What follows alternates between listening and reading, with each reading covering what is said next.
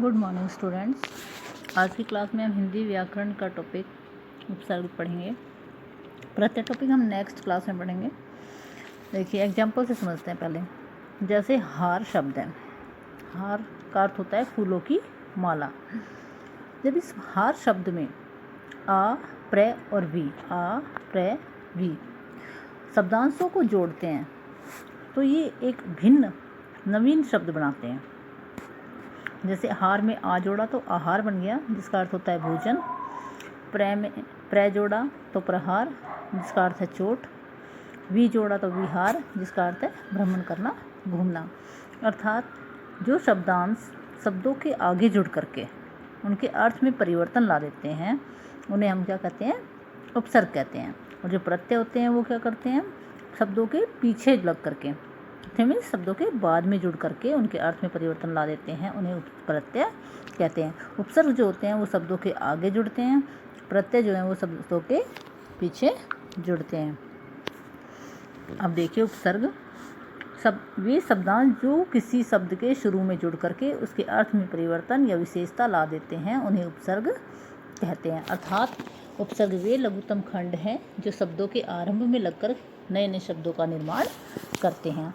जैसे देखिए जय में परा जुड़ा तो पराजय, मोहन में सम जोड़ोगे सम्मोहन, गमन में आ उपसर्ग जोड़ेंगे तो आगमन, मान में अपमान, पात्र में कु उपसर्ग जोड़ेंगे तो कुपात्र। इस तरीके से नए शब्दों का निर्माण होता है और जो अपने मूल अर्थ से जिनका अर्थ बिल्कुल अलग होता है।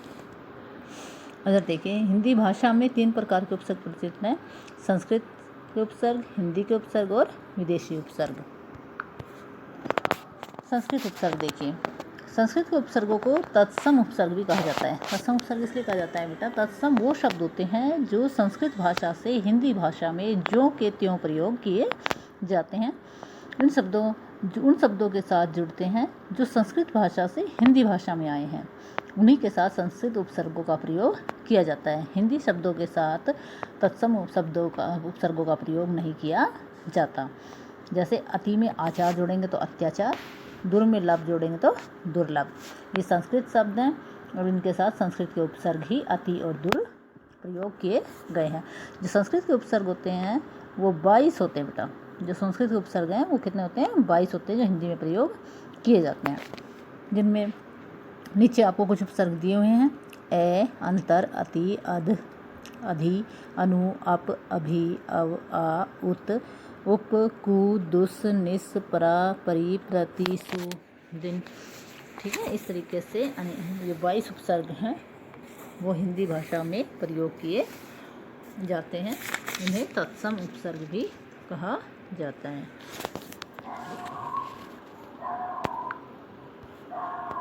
हिंदी के उपसर्गों को तद्भव उपसर्ग भी कहा जाता है। तद्भव होता है जो संस्कृत का बदला हुआ रूप हिंदी में प्रयोग किया जाता है, उन्हें तद्भव उपसर्ग कहते हैं। इनके साथ जो तद्भव शब्द होते हैं उनके साथ हिंदी के उपसर्ग भी जोड़े जाते हैं। जैसे अध में जला, जला में अध उपसर्ग जोड़ोगे तो अधजला, चाल में कु जोड़ोगे तो कुचाल, मांगे में बिना जोड़ोगे तो बिना मांगे। लास्ट में देखिए विदेशी उपसर्ग इन्हें आगत उपसर्ग भी कहा जाता है क्योंकि दूसरी भाषाओं से लिए गए उपसर्ग हैं। दूसरी भाषाओं में अरबी फारसी अंग्रेजी उपसर्गों का प्रयोग विदेशी भाषा के शब्दों के साथ किया जाता है। इस प्रकार के शब्द भी हिंदी में प्रयोग किए जाते हैं। जैसे ना, हम, हर। समझ में ना उपसर्ग जोड़ेंगे तो ना समझ, सफ़र में हम सफ़र, दम में हर दम। ना, हम, हर है ये विदेशी उपसर्ग हैं, ये दूसरी भाषाओं से लिए गए शब्द हैं। प्रत्यय हम नेक्स्ट वीडियो में पढ़ेंगे। Thank you.